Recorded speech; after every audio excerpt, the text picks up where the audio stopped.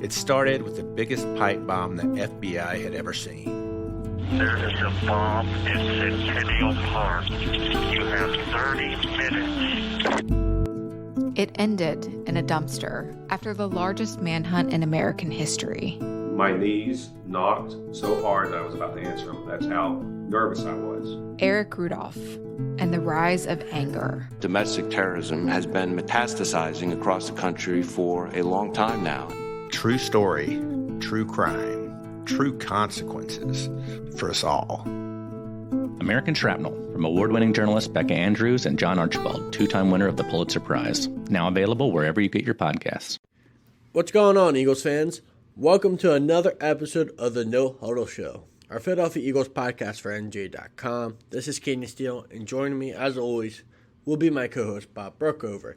We just finished two joint practices between the Eagles and Browns, and we have much to discuss, from starting competitions to different guys that impressed us on Wednesday and Thursday. But first, this episode is brought to you by Penco Tech, with two convenient campuses in Blackwood, New Jersey, and in Bristol, Pennsylvania. Penco Tech has provided comprehensive, hands-on career training for more than 50 years, featuring programs in HVAC, electrical, plumbing, automotive technology, and more. With dedicated instructors and career placement assistants, Penco Tech can give you the skills and confidence to build a brighter future. Financial aid is available to those who qualify. Learn more and take the first step by going to pencotech.edu. Bob, it's been a long 2 days, physical practices with the Eagles and Browns. It's also been really fun to watch both sides of the ball, offense, defense. There's been a lot of action. There's been a lot of good, and there's been some bad as well. And we'll get all into that. But first, we'll start out with the offense. Going against a Browns defense, as bad as I think the Browns might be this season, they got some real players on that defense, starting with Myles Garrett, who single-handedly at times today wrecked the Eagles' offense. If it was a real game and it's not a real game, he might have had, a countless amount of sacks. It's tough to even say the number. He was that disrupted. Denzel Ward as well is a legit player. So there's some really good players on this Browns defense. And for the most part, through 2 days, it looks like they got the best of the Eagles' offense. But an Eagles' offense, particularly today, that was shorthanded. And yesterday was shorthanded without A.J. Brown. But, today, no A.J. Brown, no Lane Johnson, no Saquon Barkley, no Landon Dickerson, as it has been for the last 2 days since he's had the knee injury. I know you saw some of the offense yesterday. I talked to you about what I saw today. What's your thoughts on just how the offense performed against this Cleveland's defense? By the sounds of it, from what you told me you saw today, the Eagles had a better day yesterday, but yesterday they also had Saquon Barkley. I don't know what they did yesterday. It was a very run heavy day for the offense. And Nick Sirianni came out this morning and said after watching the tape, he was pleased with what he saw from the run scheme part of the offense. Not as pleased with the passing offense. This is an offense.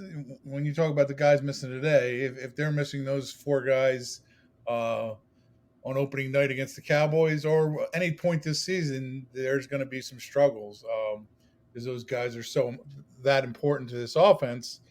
But this time of year to look at things and to the point of the run, being happy with the run scheme yesterday. If you get into a game, and I've said this earlier in training camp, and it's really hard to tell from our eyes what a successful run play is, because you don't know if a guy would be tackled to the ground or not. And there were many cases last year where Saquon Barkley wasn't tackled to the ground, and next thing you know, he's running 70 yards for a touchdown. But when the run game is working, it for the Eagles at least, it dictates a successful passing game. Because all of a sudden, the defense is having to commit more players to stopping the run. Now things open up for the passing offense, and even with a guy like Myles Garrett, it's true that the Eagles, if they're running the ball, he's not pinning his ears back and coming after the quarterback the way you might be able to in one of these joint practices. The running scheme is just so important for the Eagles, and that's what I'm going to be eager to see when we get into the season. Especially true with Tyler Steen now, the starting right guard, and whoever's going to be filling in, whether Landon Dickerson will be back. He was at practice today, remarkably. Yeah. He didn't practice. Handing out beers. He was having a good time. He was on the practice field, but he was handing out beers. Yes, it was. So there was there he was, and I wouldn't be shocked if he was playing opening day. But even if he's not, not even if he's not. If he is not, it'll be interesting to see if the Eagles can have that as effective a running game, because the two things about Mekhi Becton and Landon Dickerson is they're huge men who can move huge men that usually play in the middle of the interior defense. So we'll see how that goes. But the Eagles are going to go as their running game goes. I think as great as Jalen played in the Super Bowl last year, part of that was the Chiefs committed to stopping Saquon Barkley.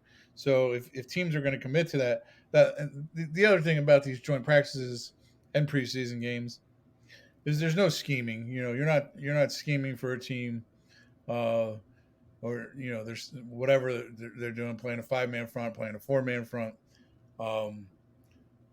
playing really odd fronts. You're not scheming for that at any point. So that has to be taken into consideration too. Having said that, it wasn't a great day for Jalen yesterday. He threw one pick in the 11 on 11s and two others in drills. One may and probably was Anaya Smith miscommunicating, not running the right route on a simple one-on-one drill. But I mean, let's say there's no need to panic, but it wasn't a great 2 days for the Eagles offense. I would agree with your assessment. I think it's totally fair. From Jalen Hurts' standpoint today, I didn't think he had a bad day. I didn't think he had a spectacular day, but I think overall for the offense, it was it was kind of a mediocre day. I mean, they took what was there. The Browns were really good in coverage. This is also an Eagles offense that hasn't had A.J. Brown, and they're mixing in different guys like, Anaya Smith and Johnny Wilson and Darius Cooper. And Darius Cooper's had some good moments, today, and Johnny Wilson that has the last 2 days. But just overall from a passing game perspective, they don't have all the pieces in place. And then they were without Lane Johnson today. They've been without Landon Dickerson. So as I wrote kind of earlier, of course, it's not going to look as pretty as it might in a couple of weeks if all those guys are healthy and back. And so I'm not really concerned. And I think the thing that Jalen did well was there were some design runs. He had a design run for a touchdown that was well blocked by Cam Jurgens on the Browns linebacker Devin Bush. It was a really good executed play. And then also you even see it in these joint practices, and it translates to the game. His ability when the pocket does collapse with Myles Garrett, coming down and creating pressure, and he does a good job of escaping and extending plays. It was a nightmare in the Super Bowl for Steve Spagnuolo, some of those big runs he had, extended drives. He did that today as well, and I thought he took what was there. A lot of it wasn't down the field, and when they did take deep shots to Devontae Smith. They didn't really connect. They weren't really able to push the ball, and I guess if you want to say that's a concern, I don't know if it's a concern, but it's just, they weren't moving the ball consistently downfield today, but he was taking what was there. Will Shipley and A.J. Dillon got really involved. I was impressed with Will Shipley's pass-catching ability. He's been really steady in that area throughout training camp. And we talk about the running game. No Saquon Barkley participating in team drills. It was all A.J. Dillon and Will Shipley pretty much. And I would say the run game was still pretty effective. There were some good moments. A.J. Dillon's a lot more explosive than I anticipated. And Will Shipley just does a lot of nice things, particularly as a pass catcher. Thinking about the running back depth compared to last year, I think there's a chance it's actually better. Kenneth Gainwell was a really solid player, but I think Will Shipley's taken another step. He's a better player than he was last year. And then A.J. Dillon, if he is your RB3, he's probably better than what Will Shipley was as a rookie last year. I think they have good running back depth. I find that to be encouraging. I think Dallas Goedert looked really good again. He had one play where they threw it out to, I think it was the left side in the flat, and he made a Browns corner, I believe it was Miles Harden, kind of just shook him. I don't know if Miles Harden tripped over his feet or he just slipped, but he shook the tackle and he ended up going down the sideline for a touchdown. So there were some good moments, but a lot of it was 10, 15-yard passes or check down to the running backs. A lot of it was Jalen Hurts just taking what was there. There was a lot of pressure by Myles Garrett. And, I mean, Jordan Mailata talked about it after practice. Myles Garrett is really good, isn't he, Bob? You saw him play yesterday, and, obviously everyone knows Myles Garrett's good because, all the accolades he's racked up, the consistency and from a production standpoint throughout his career and the dominance in games that, I've watched just from a television perspective and even last year when the Eagles played the Browns. But Myles Garrett's incredible, and he made practice difficult on them, and this Browns defense is no joke. And I do think it was a good test, especially with some of the pieces that they have in the secondary. So I'm not overly concerned about the offense, but I am concerned about the defense. And from your notes that you sent me today, I wrote in the top of my story that the offense was a little up and down, but I'm not panicking, and I'm not saying I'm panicking about the defense either, but I'm definitely a little more worried. How did you feel about the defense's performance today, and just from what you saw from secondary, linebackers, defensive line, just the whole thing?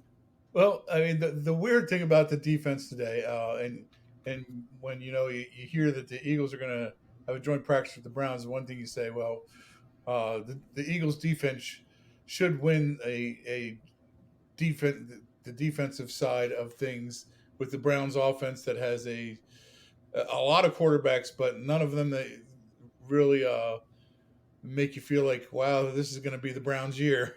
The starters, God love him, is 40 years old. Joe Flacco is the leading candidate to be the starter for that team, and he had a good day.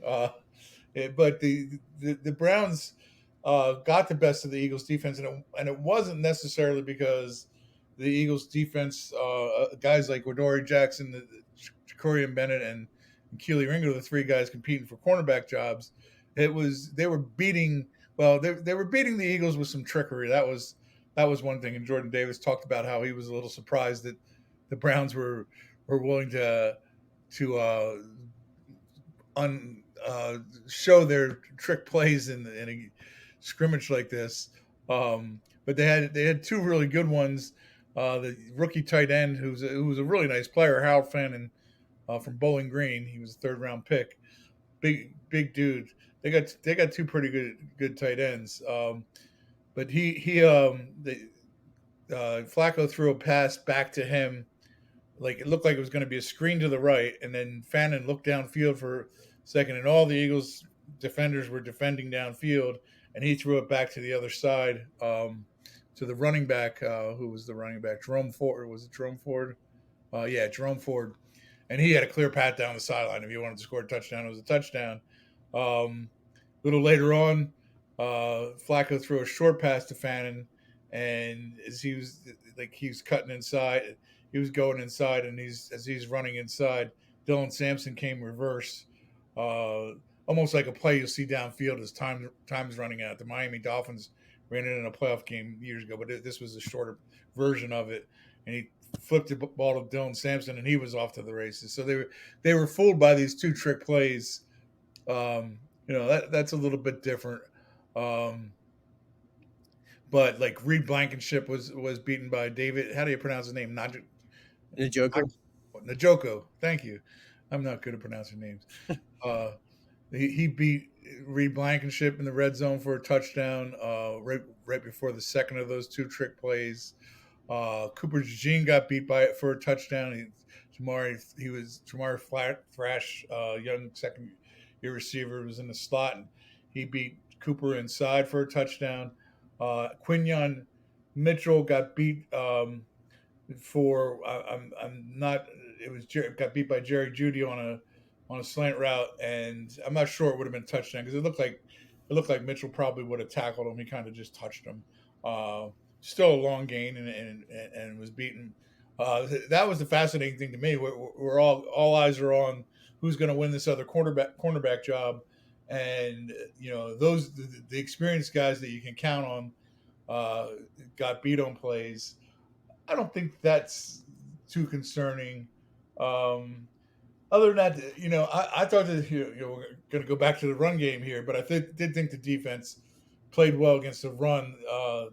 You see guys like the linebackers, Campbell and Trotter, just filling holes and being right there on running plays, and then Sidney Brown is, he might have some coverage issues, but he's very good at selling out and coming in and tackling at the point of a run. Blankenship is too.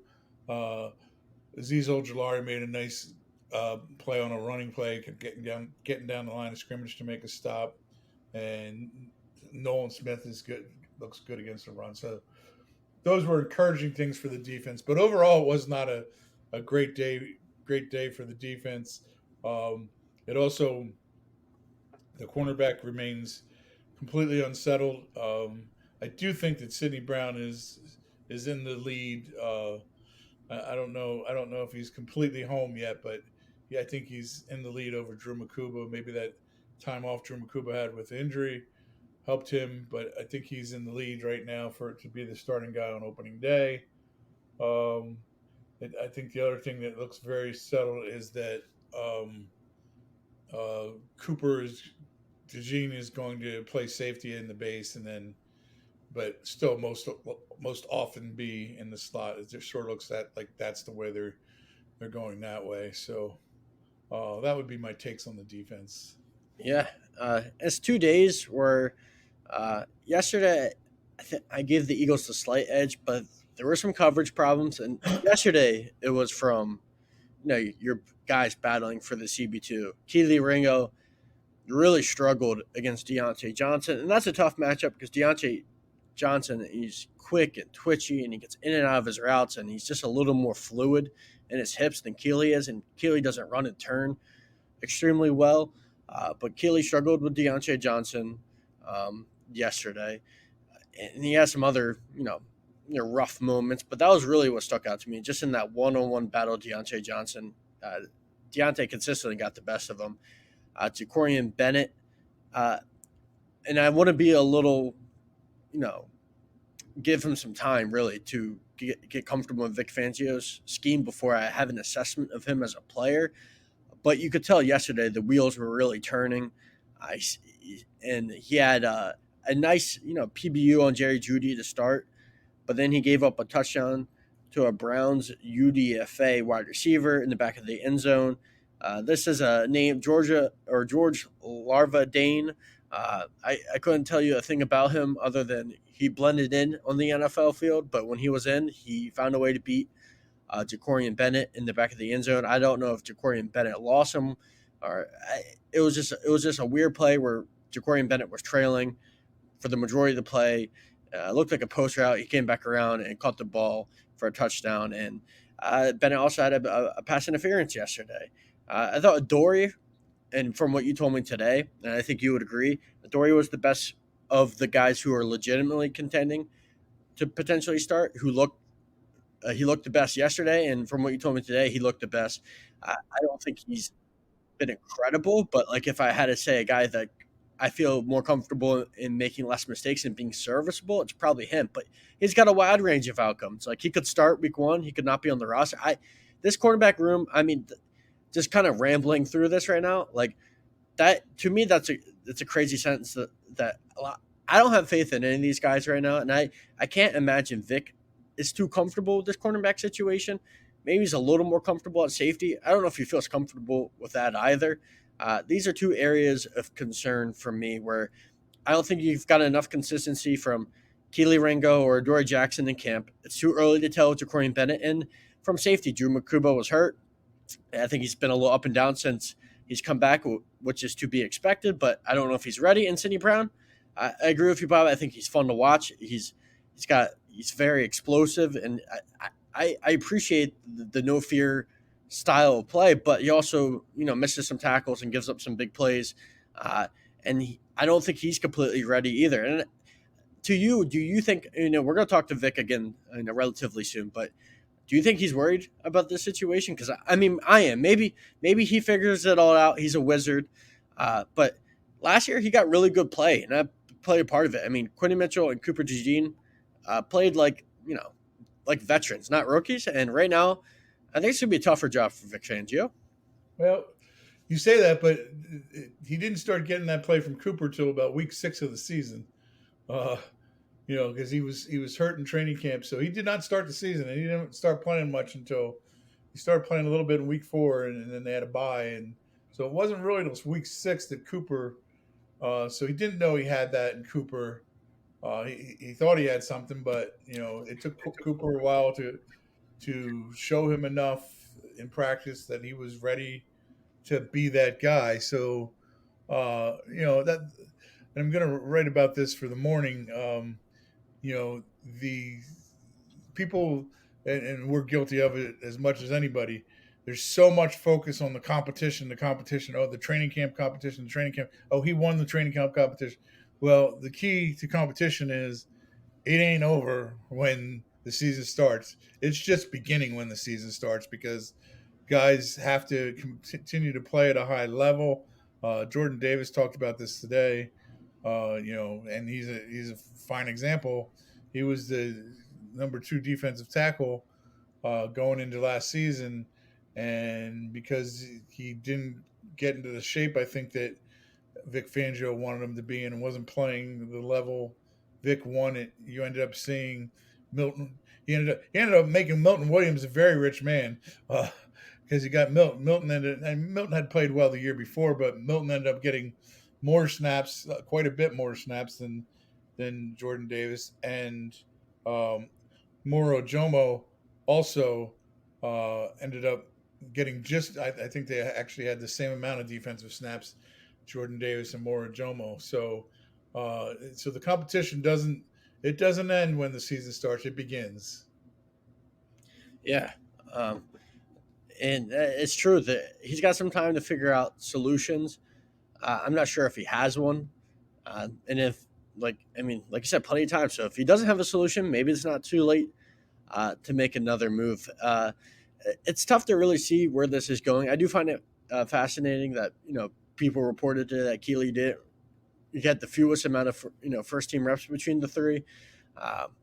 Maybe, reading into it a little bit too much there, but if I had to give a guy that's been my biggest stock down in camp, it is Keeley. I still believe the physical tools are there to be a successful player. I mean, he looks the part for sure, but just the consistency hasn't been there. So I am concerned about that. Also, when it comes to the defense, I think something that's been standing out the last few days to me has been the edge rushers. I actually think they played pretty well. I didn't see today, but yesterday, Josh Uche had a sack. Azeez Ojulari had a sack. Azeez Ojulari, who really hasn't done anything in training camp, also had a TFL on Dylan Sampson. I think Uche got his hand in and batted a pass at one point. They were very active. Jalix Hunt, who hasn't been running with the first team really recently in the last 2 days. I don't know if that's by design. I don't know if Vic is just trying to mix it up and have different looks. I don't know. I find that at least a little bit curious. But he had some good moments yesterday, including on a stunt when he caught some pressure and forced an errant throw. So this edge rush group, I'm starting to feel a bit encouraged by. The defensive line in general. Mora Joma.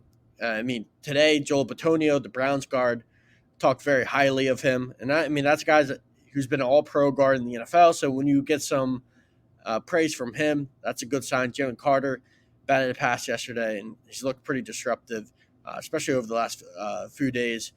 Bob, are you feeling good about this defensive line like me? Because, maybe a couple of weeks ago, or not even a couple of weeks ago, like 5 or 6 days ago, I was a little worried about this edge rush group, probably similar to how I feel about the corners and safeties, where I wasn't really sure if they had any guys. I'm starting to feel like, maybe they have some guys. Yeah, I think, it's hard to say. It's impossible for me to say it's it's better than it was a year ago at this time because Josh Sweat proved to be a very good player for his entire career with the Eagles. Not a superstar by any means, but a solid guy, always capable of getting you double-digit sacks. Proved it in the Super Bowl.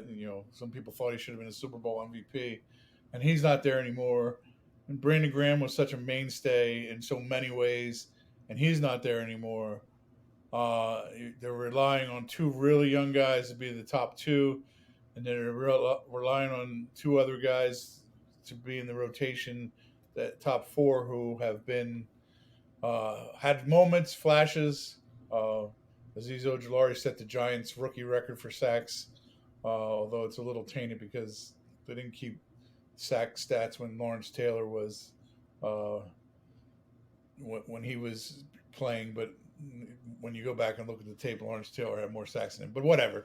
But they're guys that also have, in Azeez's case, been hurt a lot. Josh Uche's dealt with injuries and not been able to duplicate his 11-sack season that he had with the Patriots a few years ago. So there's concerns there. The funny thing is that I still get my Giants beat writing days. I still get emails and scripts from the Giants, and one of the guys who talked for them today was Kayvon Thibodeau, who was a first-round pick for them, top 5 pick. And he's kind of been disappointing, but I'm looking at the Giants have Kayvon Thibodeau, Brian Burns, and Abdul Carter as their this year's first-round pick as their top 3 edge rushers. Would you rather have their top 3 or the Eagles' top 3? The Giants. I mean, yes, I agree. Which is an interesting thing. Now, the Giants. One of the Giants' strengths, and the Giants have a lot of weaknesses, but one of their greatest strengths is their defensive line. Now, after Dexter Lawrence, who's I'd probably still take Dexter over Jalen Carter right now, but after Dexter's problem is he's got no help, so teams can really scheme him, whereas Jalen has help with Jordan Davis and with Moro Jomo.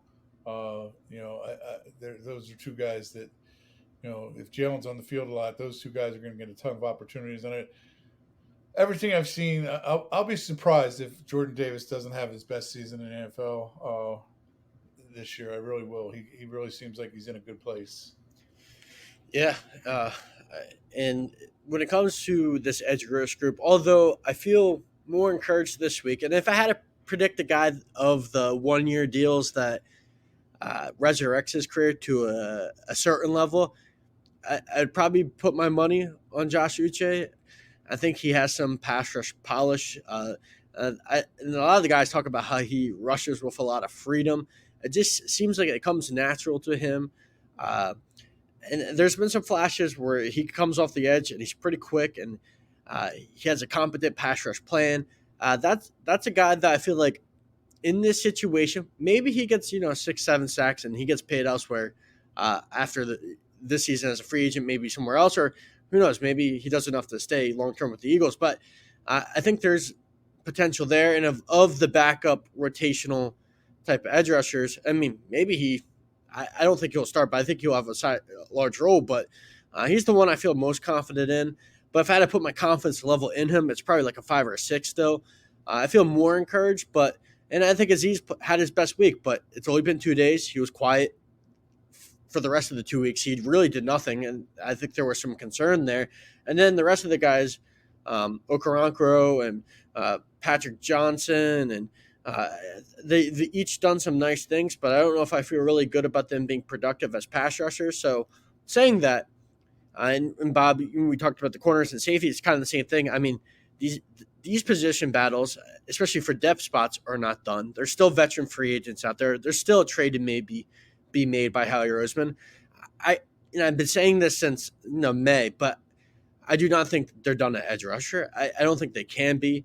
I think you can feel good about Josh Uche. Maybe you can feel good about Azeez Ojulari if he puts together a strong week of practice leading into that final preseason and he starts to put it together. Maybe you start to feel good about him, but I don't think they're done at edge rusher.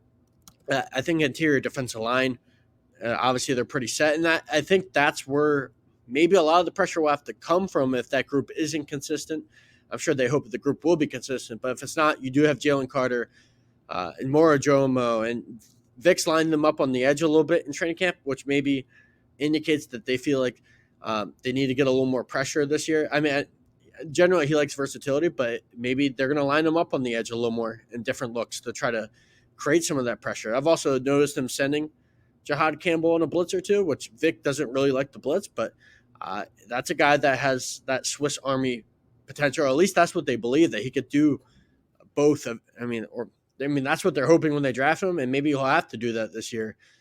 But this defensive line situation is interesting, and this whole defense in general. And that's why we've been talking about it, for 18 minutes versus 10 minutes probably for the offense that we started with. And we'll wrap up with a little offense before we end today. But what did you see out of Jahad Campbell today, Bob? I heard that he lined up a couple times on the edge. I know he had a up and down day yesterday, but the way the way that people talked about him today, the way he's getting used, it seems like he's starting to figure things out more. He had a really good open practice that at the link on last Sunday or this past Sunday.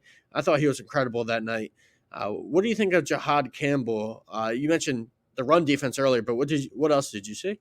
He also got called for a holding penalty. I think that erased somebody's sack. I forget who the sack was off the top of my head. Did I write it down in my notes? Let's see. Look at my notes here quick. Nolan Smith had a sack and a defensive holding. He was called for a defensive holding. Yeah, I mean, I can see it conceivable. I mean, that to me, we talk about all these position battles, and to me, one of the most interesting things is who's going to be playing next to Zach Bond when the season opens. Jahad Campbell and Jeremiah Trotter have been basically the top two linebackers this entire camp because Bond's been hurt most of it. But they're not going to be the top two linebackers, and they're going to want to get Jahad Campbell on the field in a variety of ways.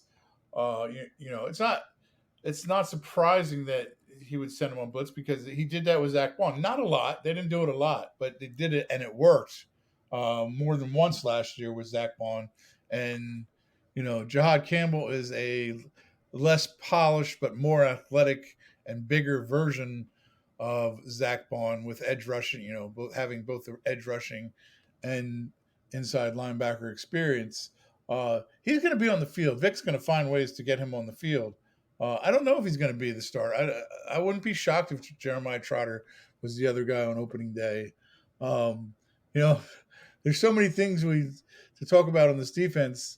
What's Nakobe Dean going to look? When's he going to come back, and what's he going to look like when he comes back? He's just been an entirely forgotten guy in this training camp.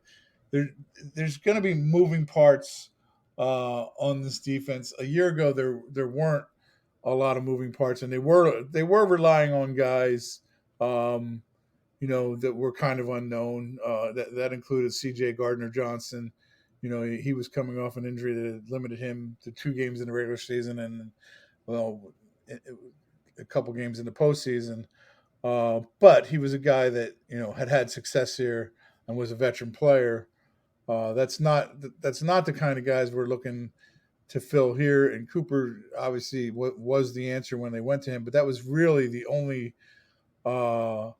position that was a wholesale change once the season started. That it was him going to becoming the slot guy and subbing in for Avante Maddox.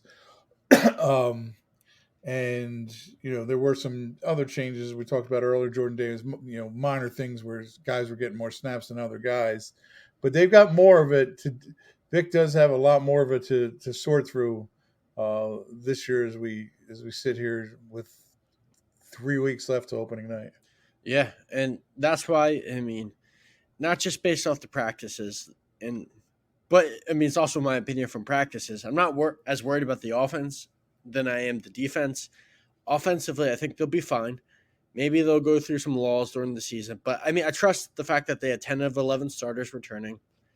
Kevin Patula is a new play caller, but he's been here ever since Nick Sirianni came in 2021. So he's familiar with the players. I don't expect a significant drop-off with this offense. Maybe the first few weeks, there's some struggles if Landon Dickerson can't play. But I expect them to be able to run the ball consistently again. I expect another great year from Saquon Barkley. A.J. Brown's A.J. Brown. Devontae Smith. Like everything about the offense tells me that they'll be fine. I think Kevin Patula will probably be fine. It's okay to be a little skeptical, but this is an offense that's been together for a lot of years now. There's not a lot of new pieces. Tyler Steen's the only new starter projected. So I feel good about the offense, but defensively, yeah, I mean, I agree with you. There's parts that I'm worried about in it because it's new, and not just because it's new. It's a lot of upside swings and bets, which they hit on last year. I mean, they did. I mean, they hit on Zach Bond. Who would have expected that? Cooper DeJean, the way he played as a rookie when he came in after the bye week, and Quinn and Mitchell, and all the different pieces that really stepped up. Nolan Smith, ascension really mid-season on and into the playoffs. They had a lot of things go right. Jalen Hunt at the end of the season, and perhaps that happens again. Maybe Andrew Makuba is a really good starter at some point in his rookie year, and maybe it takes him a little bit, but he gets adjusted and he plays. Maybe not to Cooper DeJean's level because that's probably an unfair expectation, but maybe he's a good starter. Maybe Sidney Brown cleans up some of the things that he needs to work on, and he becomes a more consistent player, and that allows his talent to really come out. Maybe, they find a solution at cornerback too. Maybe Jacorian Bennett gets comfortable in the system in a month, and he is this underrated player from the Raiders. They got a steal for him by only having to trade Thomas Booker. Maybe Jahad Campbell is a super great rookie, and he's so impactful in multiple different ways as a linebacker and edge rusher. And maybe these rotational rushers pan out. To me, it's just a lot of maybes, and they hit on a lot of maybes last year. I just don't know if you hit on a lot of maybes 2 years in a row. I feel like it doesn't always go that way. No, the odds would probably be against it going. If I was a betting man, I wouldn't bet that things go that way entirely again. So it'll be interesting, but I wouldn't. That wouldn't be how I'd place my bet. No, it wouldn't be, and it puts the onus on the offense a little more that they have to put up more points, and they've invested a lot of money on the offensive side. That's where everything's invested right now. The defense is full of young guys, and a lot of them are up and coming fun players. But right now, the money's invested in the offense, and the offense is going to have to perform because I don't think this defense is going to dramatically drop off. Like, Vic's a good coach. They still have a lot of really special players on that side of the ball. I don't see them dropping from 1 to 15, but I can see them dropping to 6 or 7 or 8 maybe, and being a little bit down. And therefore, the offense will have to pick up some of the slack, and I think they're capable of it, and I'm not too worried about them. Bob, I'm just curious. I mean, we've covered both sides now, but 2 days of joint practices. Is there anything else that you want to shout out? A player performance, maybe that went under the radar, anything like that you noticed the last 2 days that you caught your eye and that you want to touch on, or that you've been, sitting on a little bit? I think I'll go back to Jordan Davis, who I mentioned earlier. I do have a feeling that guy is going to have a really good season. You can tell when a guy feels really good about where he's at, and to me, he's that guy on this defense. And he has that type of personality that can create some energy. I'll be agree. He's also a guy who's kind of, it's not a contract year per se because they picked up his option for next year, but it is in some ways because if he wants to stay here long term, which I think he does because he loves his Georgia guys, and I'm sure he loves being with the Eagles. This is a big year for him. Yeah, it is, and I agree with you. Everything about him this offseason, just the way he's talked about taking it more seriously, and just realizing that he needed to be in better condition. And I know Vic said, it really happened towards the second half of last year. And he was a pretty strong run defender at the end of last season. Clinton Hurt talking about his maturity, kind of just reminding people that, sometimes, before, when you're 22, 23 years old, you're not going to always be the most mature. You're not going to always know how to do things the right way. And if Jordan Davis can take another step as a pass rusher, I feel even better about the defensive line. Ideally, it would be great to get a ton of pressure from the edge, and they need to find some consistency in that rotation. But the potential that they have there with Jordan Davis, Jalen Carter, and Mora Jomo is incredible. Jalen Carter talked about Jordan Davis today, and the key of him becoming a better pass rusher is just honestly learning how to finish, and he thinks he's done a better job of that. And I'm curious to see if he can get them. I'm not expecting a lot of sacks, Bob, but I do think it'll be his best year overall. And maybe he gets, 4, maybe 5 sacks. That would be a great outcome. And maybe that's a little too high of an expectation because he hasn't really done in the NFL, but maybe he gets 4 or 5 sacks because he looks in incredible shape. Everyone's raved about him. I'm excited about him as well. I'm going to throw out a few more players that impressed me in the joint practices, and I want to get your thoughts after I talk about them. It's been a week now, and I mentioned him earlier. He made some plays yesterday. I don't think he has made as many today, but just like we're going to include the open night, and then we're going to include the practice before the open night. His last 3 or 4 practices plus the preseason game, I've been thoroughly impressed with Johnny Wilson. He seems like he's starting to figure out how to use his body. Obviously, he's 6'6", 6'7", whatever. I think, he's just got such a tall frame, but he really struggled in contested catches early in training camp. For some reason, it seems like he's figured that out. And I'm more excited just about the wide receiver depth now. Obviously, it's not a sure thing, and none of these players are proven NFL players, so it still leaves some questions. But I think Johnny Wilson has been coming on. He reportedly had a really good joint practice yesterday in particular, had a really good preseason game. Then Darius Cooper today, and he only had a few catches, but, one of them was on a slant against Denzel Ward. It was a quick slant, so, it's not like he did anything crazy, but another one was a crosser, and, you could just see his speed on that type of play. I think Tony Brown, the corner from the Browns, was in coverage. He caught the ball, and he, as soon as he caught it, he turned upfield, picked up some yards after the catch. He's really good after the catch, and he's explosive.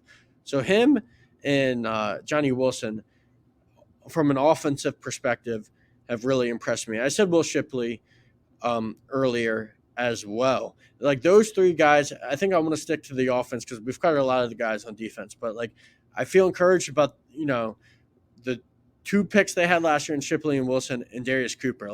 I think there's some potential there. I know I didn't say Anais Smith. I still don't think he consistently does enough on offense where I feel like he's a sure thing to make the roster. But I'm high on Johnny Wilson, and I'm high on Darius Cooper. Are you feeling as encouraged about Johnny Wilson right now? Or it's only been a week, but he's going to make the team.